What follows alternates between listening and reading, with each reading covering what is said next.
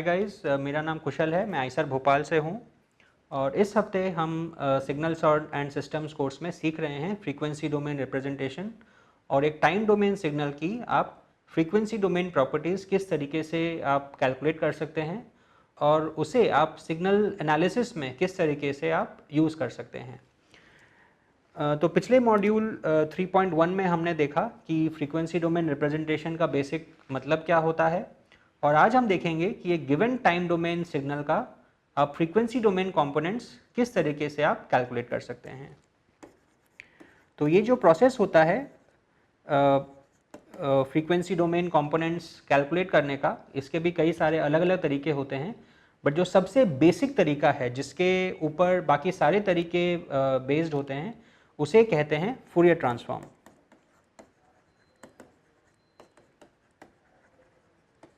तो फूरियर उस साइंटिस्ट का नाम है जिसने ये टेक्निक निकाली थी, उन्हीं के नाम पे ये टेक्निक का नाम है।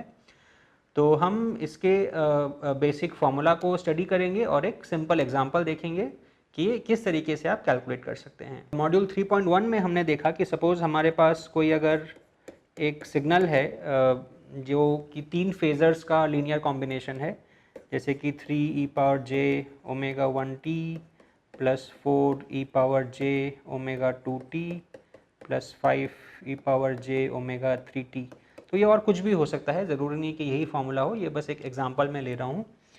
तो यहाँ पे अब अगर आप उसका अगर फ्रीक्वेंसी डोमेन रिप्रेजेंटेशन अगर आप बताना चाहते हैं तो उसके कई तरीके हैं, बट एक तरीका ये हो सकता है कि आप इस फ्रीक्वेंसी एक्सिस पे ओमेगा 1, ओमेगा 2, ओमेगा 3 आप मार्क कर दें। ये मैंने आर्बिट्ररी कुछ वैल्यूज़ लिए हैं, ये कुछ भी हो सकते हैं, और वहाँ पे आप ये कहें कि ओमेगा 1 पे इसकी वैल्यू 3 है, ओमेगा 1 पे 4 है और ओमेगा 3 पे 5 है। ये एक तरीका है कि एक सम ऑफ 3 फेजर्स को आप फ्रीक्वेंसी डोमेन में इस तरीके से आप रिप्रेजेंट कर सकते हैं। लेकिन ये तो एक बहुत सिंपल सा एग्जांपल है जहाँ पे आपके पास ऑलरेडी एक लीनियर कॉम्बिनेशन ऑफ फेजर्स दिया हुआ है, लेकिन जो जनरल जो लाइफ में हम फंक्शंस देखते हैं वो आर्बिट्ररी कुछ भी हो सकते हैं, वो कई तरह के कई कॉम्प्लेक्स फंक्शंस हो सकते हैं जिसे इस तरीके से सिंपल वे में लिखना पॉसिबल नहीं है। तो उनका फ्रीक्वेंसी डोमेन कंपोनेंट हम कैसे निकालें। तो यहाँ पे अगेन जो सबसे इम्पॉर्टेंट कॉन्सेप्ट हमारे काम आता है वो है ऑर्थोगोनैलिटी। जैसा कि अगेन हमने पिछले वीडियो में देखा था कि जो फेजर्स होते हैं वो ऑर्थोगोनल होते हैं, यानी कि आप अगर 2 फेजर्स को मल्टीप्लाई करके -इन्फिनिटी से इन्फिनिटी तक इंटीग्रेट करेंगे तो उसकी value will be 0 if the phasors are not complex conjugates of each other, और अगर वो एक दूसरे के कॉम्प्लेक्स कॉन्जुगेट्स हैं तो उसकी वैल्यू होगी 2 pi into delta omega 1 minus omega 2, जहाँ पे omega 1 omega 2 are the frequencies of the 2 phasors we have taken. यानी कि हम उसे इस तरीके से लिख सकते हैं -infinity to infinity e power j omega 1t e power minus j omega 2t dt is equal to 2 pi delta omega 1 minus omega 2, जहाँ पे डेल्टा फंक्शन है हमारा डिराक डेल्टा फंक्शन, जो कि हमने इस कोर्स के फर्स्ट वीक में सीखा था।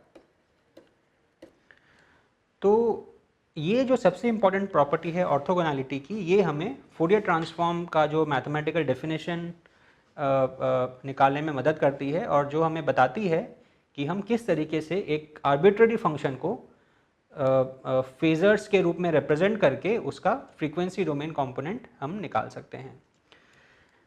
तो जो फूरियर ट्रांसफॉर्म जो होता है, तो अगर आपका कोई फंक्शन अगर f ऑफ t अगर दिया हुआ है तो उसके फूरियर ट्रांसफॉर्म को हम रिप्रेजेंट करते हैं f ऑफ j ओमेगा के साथ। j ओमेगा उस फंक्शन का आर्ग्यूमेंट है और capital F represents that particular functions Fourier transform.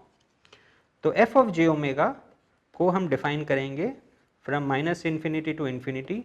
ये हम लिमिट्स हम -इन्फिनिटी टू इन्फिनिटी इसलिए ले रहे हैं क्योंकि f ऑफ t फंक्शन कोई भी आर्बिट्ररी फंक्शन हो सकता है, जो कि पीरियोडिक हो सकता है, नॉन पीरियोडिक हो सकता है, जिसके हमारे पास ए प्रायोरी इन्फॉर्मेशन नहीं है। इसीलिए किसी भी आर्बिट्ररी फंक्शन को डिफाइन करने के लिए हम ये लिमिट्स -इन्फिनिटी से इन्फिनिटी तक ले रहे हैं। फिर आता है हमारा f of t, multiplied by E power minus J omega T D T.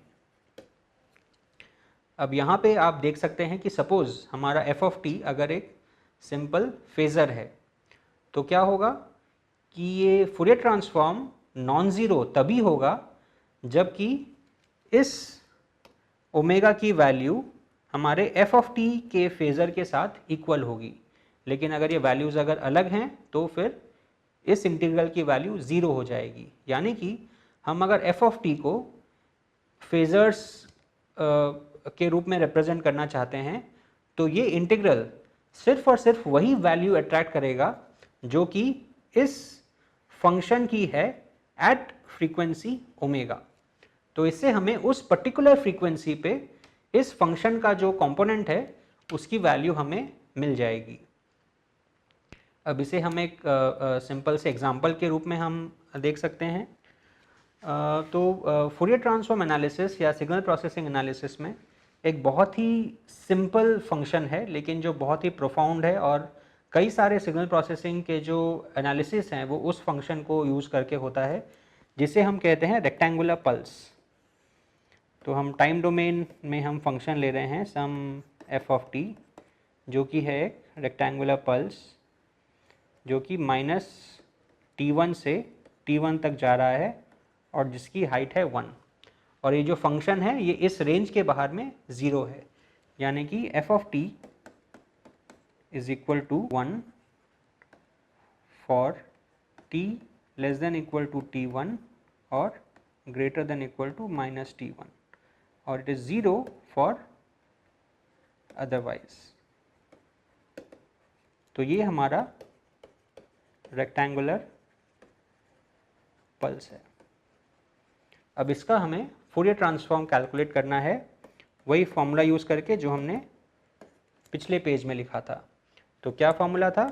हमारा फॉर्मूला था F of J omega is equal to integral minus infinity to plus infinity F of T जो फंक्शन जिसका हमें Fourier transform calculate करना है multiplied by E power minus J omega T multiplied by D T. अब यहाँ पे आप पूछेंगे कि हमने यहाँ पे ये माइनस साइन क्यों लिया है? तो ये सिर्फ एक कन्वेंशन है। कुछ किताबें और कुछ वेबसाइट्स पे हो सकता है कि आपको यहाँ पे नेगेटिव साइन की जगह पॉजिटिव साइन मिले, तो उससे कोई खास फर्क नहीं पड़ता क्योंकि जो एनालिसिस है वो ऑलमोस्ट सेम रहती है, बस ये कन्वेंशन का मैटर है।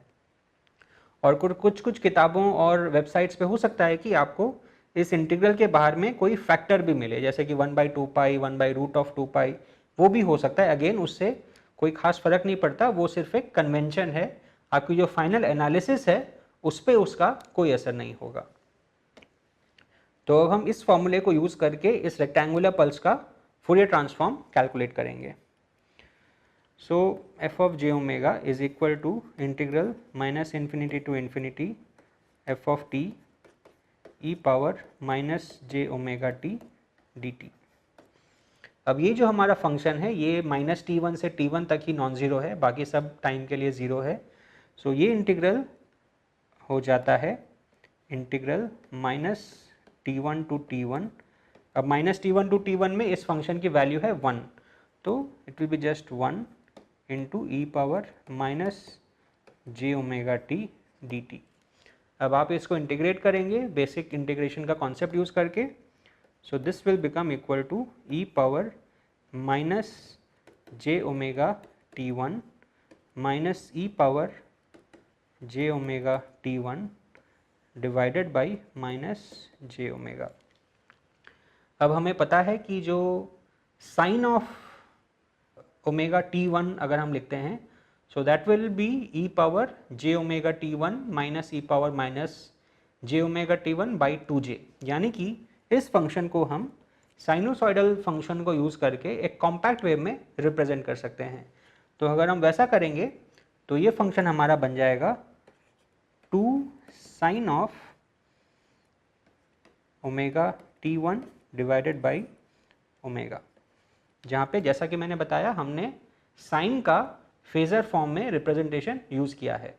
अब इसको हम फर्दर सिंप्लीफाई कर सकते हैं। एक फंक्शन होता है सिंक फंक्शन जो कि सिग्नल प्रोसेसिंग में काफ़ी इस्तेमाल होता है।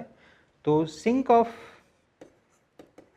sinc of x is defined as sin of pi x by pi x। तो इस फंक्शन को यूज़ करके हम हमारा जो रिजल्ट है फूरियर ट्रांसफॉर्म का उसको हम लिख सकते हैं 2t1 sinc of omega t1 by pi। सो ये हमारा फूरियर ट्रांसफॉर्म है ऑफ द रेक्टेंगुलर पल्स। अब ये फंक्शन दिखता कैसा है, अगर आप इसको ड्रॉ करना चाहें तो आप कुछ इस तरीके से ड्रॉ कर सकते हैं। तो अभी अभी हमने देखा कि अगर हमारा सिग्नल f ऑफ t अगर है 1 for t going from -t1 to t1 and it is 0 otherwise, तो इस सिग्नल का फूरियर ट्रांसफॉर्म बन जाता है 2 sin of omega t1 by omega which is equal to 2t1 sinc of omega t1 by pi. तो इसको अब हम अगर ड्रॉ करना चाहें तो वो कुछ इस तरीके से दिखेगा। ये है हमारा ओमेगा एक्सिस और ये है हमारा function f of J omega. अब ये जो sine of omega t1 by omega है, यहाँ पे हम ओमेगा इक्वल टू 0 अगर सब्सटीट्यूट करते हैं तो ये 0 बाई 0 बन जाता है जिसकी कोई वैल्यू नहीं होती है। तो इसकी 0 पे वैल्यू निकालने के लिए हमें limit of omega tending to 0 लेना पड़ेगा, और जब हम वो लिमिट लेंगे तो हम पाएंगे कि इस फूरियर ट्रांसफॉर्म की वैल्यू एट 0 बन जाएगी 2t1। ये बहुत ही सिंपल लिमिट कैलकुलेशन है जो कि आप खुद ही कर सकते हैं। अब ये क्योंकि ये साइन फंक्शन है, अगर ये सपोज जो हमारा जो ओमेगा डिनोमिनेटर में है अगर वो सपोज नहीं होता तो ये हमारा साइन फंक्शन ऑसिलेटरी फंक्शन होता फ्रॉम -इन्फिनिटी टू +इन्फिनिटी। लेकिन क्योंकि नीचे ओमेगा है तो जैसे जैसे ओमेगा बढ़ता जाएगा वैसे वैसे हमारे फंक्शन का जो मैग्नीट्यूड है वो कम होता जाएगा क्योंकि डिनोमिनेटर की वैल्यू बढ़ती जा रही है। तो आप गेस कर सकते हैं कि जैसे जैसे ओमेगा बढ़ता जाएगा वैसे वैसे ऑसिलेशंस तो रहेंगे लेकिन उनका मैग्नीट्यूड कम होता जाएगा, यानी कि हमारा जो सिग्नल है वो कुछ इस तरीके से दिखेगा।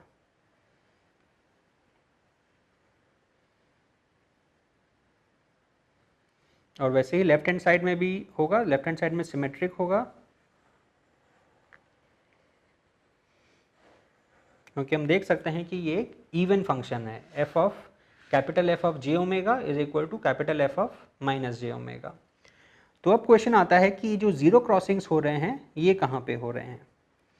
तो ये बहुत आसानी से आप पता कर सकते हैं कि जो जीरो क्रॉसिंग्स तब होंगे जब sine of omega t1 will be equal to 0। So zero crossings when sine of omega t1 is equal to 0। अब साइन ऑफ ओमेगा t1 0 कब होगा, जब ओमेगा t1 पाई का मल्टीपल होगा, यानी कि omega t1 is equal to n pi where n belongs to integer, यानी कि n कोई भी इंटीजर हो अगर ओमेगा t1 अगर n पाई है तो ये साइन का वैल्यू 0 होगा और ऑब्वियसली फिर capital F of J omega भी 0 होगा, यानी कि for omega is equal to n pi by t1। तो यानी कि ये जो जीरो क्रॉसिंग्स हैं ये हैं पाई by t1, 2 pi by t1, 3 pi by t1 and so on. और सिमिलरली लेफ्ट हैंड साइड में minus pi by t1, minus 2 pi by t1, minus 3 pi by t1 and so on. तो ये है हमारा sinc function. तो ये जो rectangular pulse और सिंक फंक्शन का जो कॉम्बिनेशन है ये हम आगे कई कॉन्सेप्ट्स में देखेंगे कि बहुत क्रूशियल रोल प्ले करता है और कई सारे सिग्नल प्रोसेसिंग के सिस्टम डिज़ाइन में ये काम आता है। हम अगर फिल्टर डिज़ाइन करना चाहें या किसी और तरह का सिस्टम डिज़ाइन करना चाहें तो रेक्टेंगुलर पल्स एक बेसिक बिल्डिंग ब्लॉक फॉर्म करता है जिसके बेसिस पे हम कई सारे कॉम्प्लेक्स सिस्टम्स फॉर्म कर सकते हैं। तो ये था basic introduction to Fourier transform. Just to remind you once again तो हमारा बेसिक काम जो है इस कॉन्सेप्ट में वो ये है कि हम किसी भी टाइम डोमेन सिग्नल को फ्रीक्वेंसी डोमेन में रिप्रेजेंट कर सकते हैं, और फ्रीक्वेंसी डोमेन में हम रिप्रेजेंट कर रहे हैं फेजर्स की मदद से। हम फेजर्स, ये जो हमारे e⁻j⁻ जो फेजर्स हैं, हम फेजर्स को इसलिए यूज़ कर रहे हैं क्योंकि फेजर्स एक दूसरे के साथ ऑर्थोगोनल हैं और ये फंक्शन का जो स्पेस है उसका ये बेसिस फॉर्म करते हैं। मैं इसके प्रूफ में नहीं जाऊंगा, बट आपके लिए कॉन्सेप्ट जानना काफ़ी है कि आपका अगर फंक्शन का स्पेस है, कोई भी टाइम डोमेन फंक्शन है, तो उसे आप इन फेजर्स के रूप में आप रिप्रेजेंट कर सकते हैं बहुत आसानी से इस सिंपल फूरियर ट्रांसफॉर्म के फॉर्मूले को यूज़ करके।